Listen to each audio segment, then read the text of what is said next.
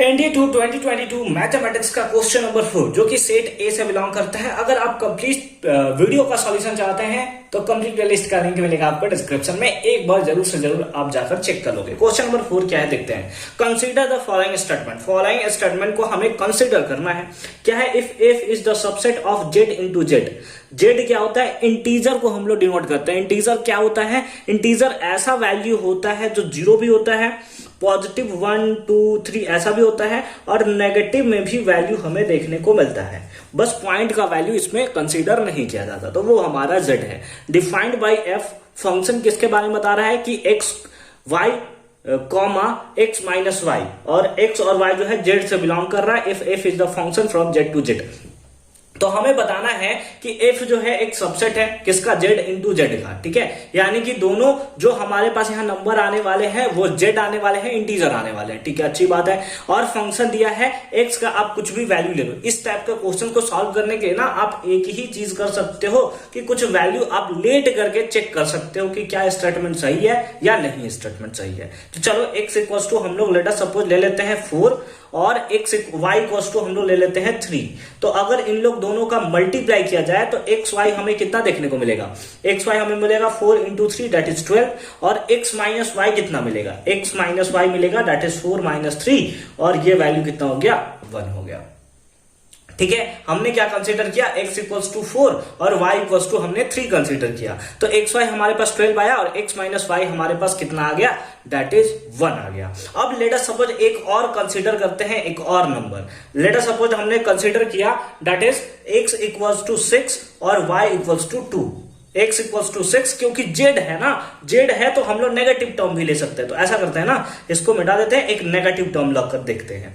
जैसे हमने कंसीडर किया x का वैल्यू -4 और y का वैल्यू -3, यहाँ पे प्लस लिया तो इतना आया। अब माइनस लेकर देखते हैं, तो एक्स वाई इस केस में कितना आएगा?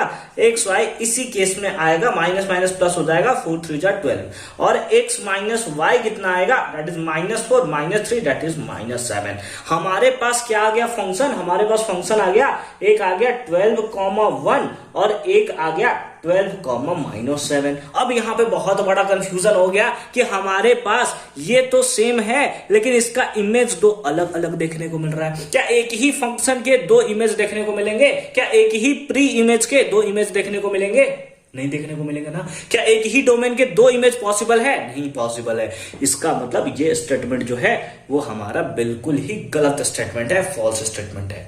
अगर दोनों के एक ही इमेज हमें देखने को मिलता है तो हम लोग बिल्कुल बोलते हैं कि हाँ ये फंक्शन है, डिफाइन हो रहा है। लेकिन यहाँ पे दो अलग अलग इमेज देखने को मिल रहा है, यानी कि ये फंक्शन बिल्कुल भी डिफाइंड नहीं है। ठीक है, अच्छी बात है। यानी कि यहां से हमें ये तो पता चल गया ओनली 1 का भी ऑप्शन गलत है, ओनली बोथ 1 एंड 2 का भी ऑप्शन गलत है, क्योंकि 1 तो नहीं होने वाला है। अब सेकंड पार्ट पे आते हैं।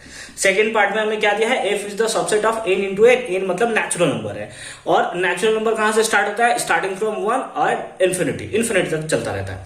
तो फंक्शन दिया है एक्स वाई मतलब लेट अस सपोज अगेन कर लेते हैं, x का वैल्यू नेचुरल नंबर है ना, तो x का value late us suppose again हमने 4 कर लिया और y का वैल्यू अगेन हमने 3 पुट कर लिया। तो इस केस में एक्स वाई हमारे पास कितना आएगा? एक्स वाई हमारे पास आ जाएगा 12 और x प्लस वाई कितना आ जाएगा? That is x plus y यानी 4 प्लस 3 दैट इज 7।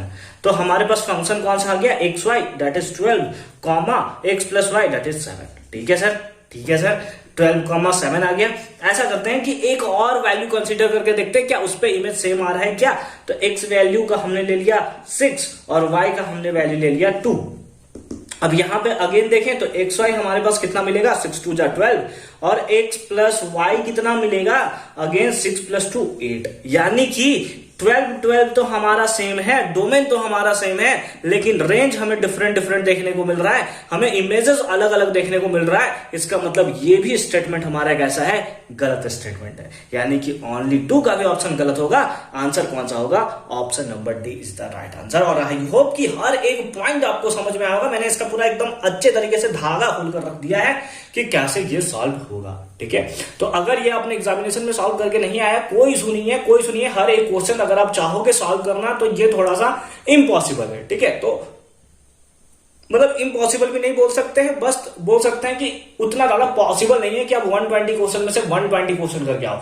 अगर आपने 75 टू 80 क्वेश्चन, 80 टू 85 क्वेश्चन कर रखा है, बहुत अच्छा कर रखा है, आपका एग्जामिनेशन एकदम फुल टू फाड़ू गया है। ठीक है, तो मिलते हैं आपसे नेक्स्ट वीडियो में, टेंशन नहीं लेना आपको। मिलते हैं नेक्स्ट वीडियो में क्वेश्चन नंबर 5 के सॉल्यूशन के साथ। कंप्लीट प्लेलिस्ट का लिंक है डिस्क्रिप्शन में।